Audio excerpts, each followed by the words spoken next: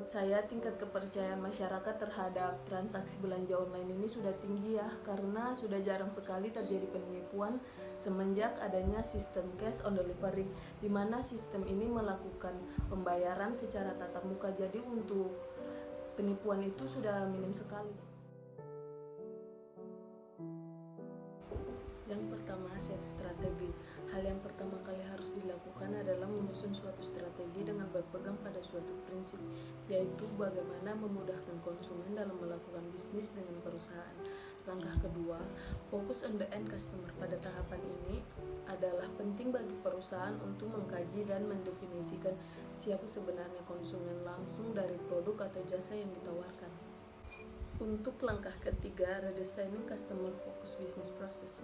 Proses perancangan ulang adalah dengan memulainya dari aktivitas terluar, yaitu yang menghubungkan perusahaan dengan konsumennya dengan selalu beranggapan bahwa customer is the king. Langkah keempat, wire company for profit. Setelah proses bisnis selesai dirancang ulang untuk menyesuaikan dengan karakteristik bertransaksi di dunia maya, langkah selanjutnya adalah mempersiapkan infrastruktur perusahaan untuk memungkinkan terjadinya mekanisme bisnis yang diinginkan. Untuk langkah kelima, foster customer loyalty. Langkah ini berusaha untuk membuat konsumen loyal terhadap perusahaan e-commerce yang ada. Hanya karena dengan loyalitas mereka sajalah maka profitabilitas usaha dapat tercapai. B2B merupakan model perusahaan yang menjual barang atau jasa pada perusahaan-perusahaan lain. Model bisnis to bisnis ini merupakan penjualan atau pembelian dalam bentuk maya, tetapi oleh satu perusahaan pada perusahaan lain saja. Model B2B ini tidak terbuka untuk banyak perusahaan agar dapat diikuti. Dan yang kedua adalah business to customer. Business to customer ini merupakan model perusahaan yang menjual barang atau jasa pada pasar atau publik. Contoh dari business to customer yaitu perusahaan Amazon, di mana perusahaan ini menjual buku yang mempunyai koleksi tidak kurang dari 4,5 juta judul buku. Dan yang ketiga adalah consumer to consumer. Consumer to consumer merupakan model perorangan yang menjual barang atau jasa kepada perorangan juga.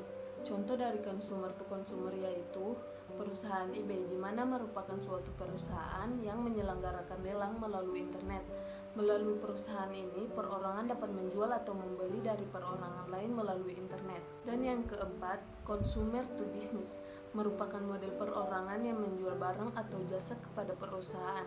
Contoh dari consumer to business yaitu Priscilline, di mana dalam model ini konsumen menawarkan harga tertentu di mana ia menginginkan membeli berbagai barang dan jasa termasuk tiket pesawat terbang dan hotel. Yang pertama, meningkatkan pengetahuan tentang apa yang pelanggan cari dan membuat mereka terlibat dengan bisnis. Dan yang kedua, meningkatkan basis pelanggan. Dengan menciptakan kehadiran online, kampanye pemasaran dapat menjangkau populasi orang-orang yang tidak pernah bisa dicapai melalui iklan lokal.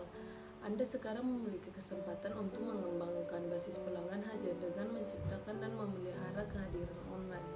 Yang ketiga, visibilitas.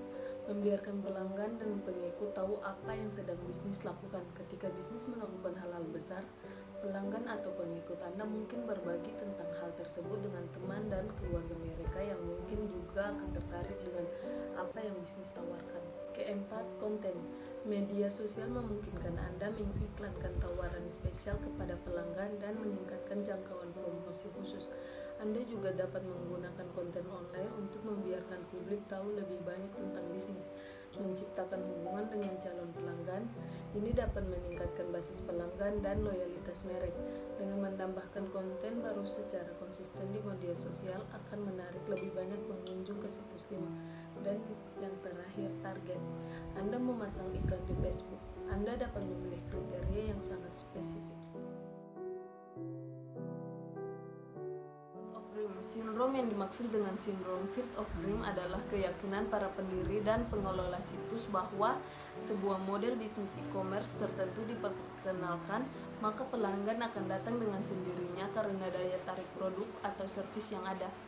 Inadequate arsitektur. Tidak jarang suatu bisnis model e-commerce yang berpeluang besar untuk sukses harus kandas karena tidak adanya fasilitas atau spesifikasi arsitektur teknologi informasi yang memadai.